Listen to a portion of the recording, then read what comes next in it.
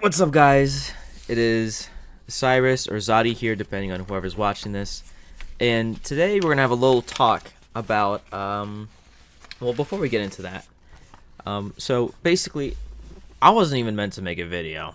I'll be honest with you. I probably wasn't going to be making any sort of content for a while, but school assignment came up, and I figured, I absolutely hate school, so I figured I would find a way to play video games and have some fun. So that's exactly what I'm going to be doing. So I'm going to be having fun and yapping about language. So, you get content, I get a good grade, hopefully, so don't complain about it. Let's get into it. The main purpose of this video is to discuss language in video games, specifically how realism and entertainment are balanced off languages spoken in video games, and what bits and pieces developers can choose to translate and not translate.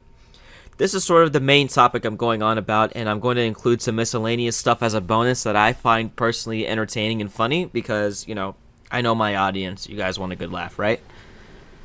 And they were too good to leave out. So, our first example is the game I'm going to be playing right now. It's Call of Duty World at War, which is a first-person shooter made by Treyarch Studios in 2008, following the release of Call of Duty 4 Modern Warfare. The campaign, which I'm going to be specifically playing for this game, was intended to be a dark depiction of World War II as a foot soldier. Working with World Wars, of course, there are battles between cultures, factions, all across the globe. So, of course, multiple languages and backgrounds are going to be involved. In the World at War campaign, you play from the perspectives of two characters. Private Miller, who is an American soldier invading Japan, and Dmitry Petrenko, a Russian soldier who's experienced the Battle of Stalingrad and eventually makes his way into the heart of the Third Reich in Berlin. Interacting with your allies, they will speak English to you, even your Russian allies, because what the developers want you to do is to build a sense of camaraderie and understanding between the characters. So realistically, the Russian soldiers would obviously speak Russian, right? But in this particular campaign, they will speak to you in English. They sacrifice realism for that, but they end up getting a better story out of it, a more understandable story, and something more entertaining to work with. It also just gives you a better perspective of what it's like to be a soldier, communicating with your comrades and working together. The enemies in the game, they do not speak English. They speak their home languages. So when you're fighting the Japanese, they will be obviously speaking Japanese. And if you're fighting the sorry if you can hear my paper moving around. And if you're fighting the German soldiers, of course, they're also going to be speaking German. The main purpose of using this method of approach and not translating what they're saying or having dub actors speak in accents is to build a disconnection, to sort of sow a us versus them mentality as the soldier, and also give you a impending sense of danger when you hear that language being spoken. Let's say you're walking across a field and your buddy walks up to a trap in the game, and he gets caught into a trap and he gets blown up to bits, right? And all of a sudden you hear Japanese people yelling banzai, charging at you with everything that they possibly can, only there to kill you and disembowel you with their bayonets. When you make those connections between the languages, between the screams and the war tactics, you have an enemy that you fear more. But at certain times, you will have special interactions with the enemy. If the dialogue is important enough for the plot, they will speak your native language. And the biggest example of this in this video game is actually the very opening mission, which is going to be Semper Fi. So in this particular scene, you're being interrogated. Your buddy's getting the absolute crap beating out of him. You are strong.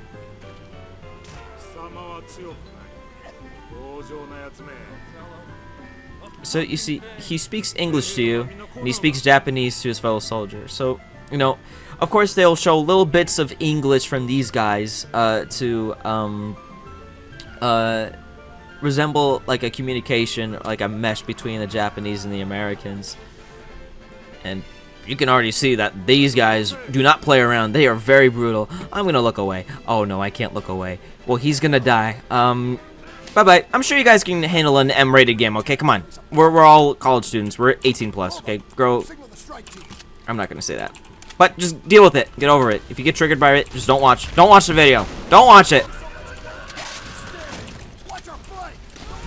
Hey, buddy. Where you at?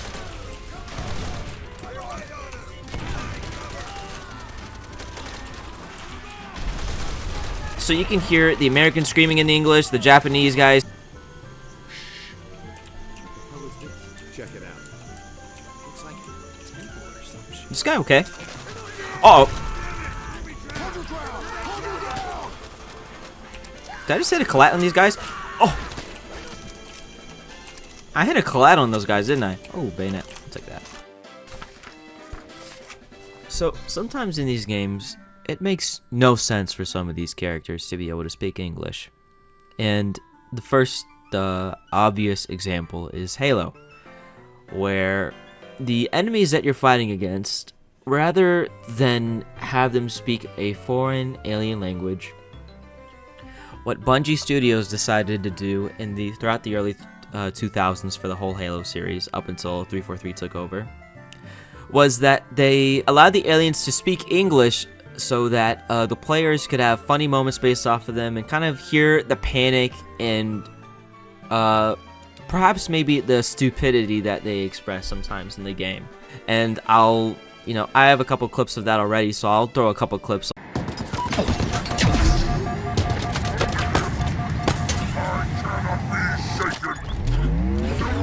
Off of me! How dare you!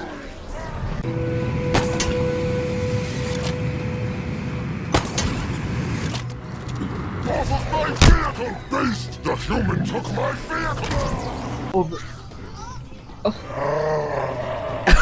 Right here. Oh my god. Oh, that was cool.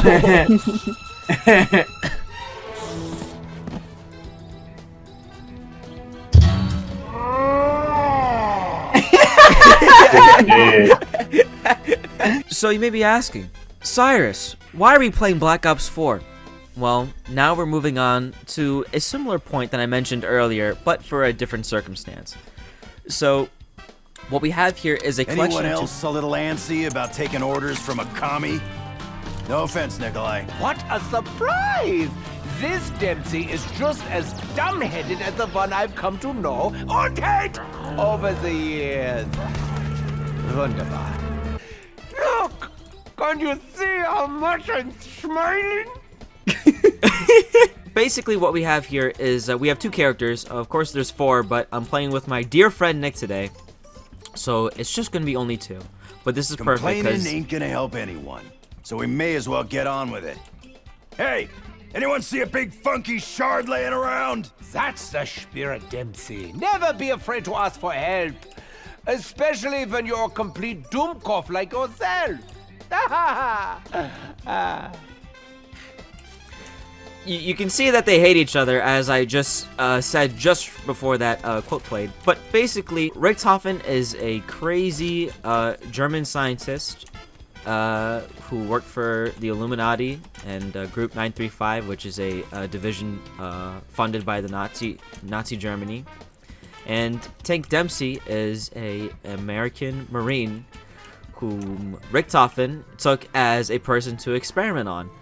You can kind of tell where this kind of leads up to them hating each other. But basically, you see, Richthofen is a German man, so you would suspect, oh, he would obviously be speaking German throughout this whole entire story. Wrong. In this case, oh my god, shut up, announcer. The developers had these foreign characters.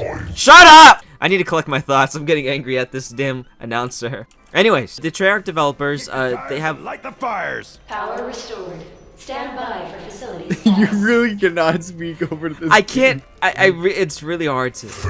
Oh my... Stop! These guys have me cooked, dude. Oh my god, I hear Richthofen moaning in my ear. He's like... "Ugh! Ugh!" That's all I hear from him when he gets hit. So, basically, these characters, they all speak English for two big reasons. One, none of these guys would understand each other if they only spoke their native tongue. because Takeo Masaki is a Japanese guy, Nikolai is a Soviet, Dempsey's American, and Richthofen is, as you know, German. So, of course, stop moaning, Richthofen. Anyways, so of course these guys need to speak English, not just to understand each other, but so that all the players who are all the English players who are playing the English version of this game can understand the characters. So it's sort of like a multi-use situation where they choose to have these actors speak not actors but characters speak a certain language that the player speaks as well. And it also opens up a lot of opportunity for like a bit of like fun culture clashing and a little bit of banter that goes on in between these characters, as you've heard earlier. Just like gargling ball sweat. Oops, I meant That was ball bad. That was so... The game knew exactly what you were looking for. I know. Hey, Richthofen, you happen to catch the name of this place when we arrived? Can't say that I did, Dempsey. Judging by your laughter, I take it that you did. You see how good I am at this? I'll tell you, very good indeed. You know I hate you, right, Richthofen? He didn't even fucking say anything. I didn't even like talk to you. Just Dempsey's a big hater. I just think it's funny that we ended up somewhere called Camp Edward. You're not very mature, are you, Dempsey? In fact, I would go as far as to say you are a little schoolboy trapped in an adult body. So that's about everything I have to show to you guys for today. To give a very brief run-up on what we've went over today, a developer may choose to translate a character's dialogue depending on multiple factors. They have to consider quite a bit of things. What may make a developer choose not to translate a character's dialogue is if, one, they don't consider the character's dialogue important enough to be translated or dubbed, or secondly, if they want to utilize that lack of translation to evoke something out of the player. In my examples, it's primarily to evoke fear and an anticipation of an attack or anticipation of an enemy. At times, they may choose to dub a character's dialogue into English if, one, the characters with a different language are interacting with you, or if you are, like, if they were an enemy. And second, if they were your allies, you would be talking to them and they would dub all of that language into English so that you would be able to understand what you're saying and build connections with those important players in your story. So that's a rundown of it. Thank you so much for watching. If you enjoyed what you liked, what you watched, make sure to leave a comment. To people in my class, you're always free to subscribe to my channel. I'm always happy to have some more extra subs. And a special thanks to my friend Nick for slaving away with me for this video. And I hope you guys all have a great. I hope you guys all have a great day, and enjoy whatever you guys are doing next. Take care. Bye.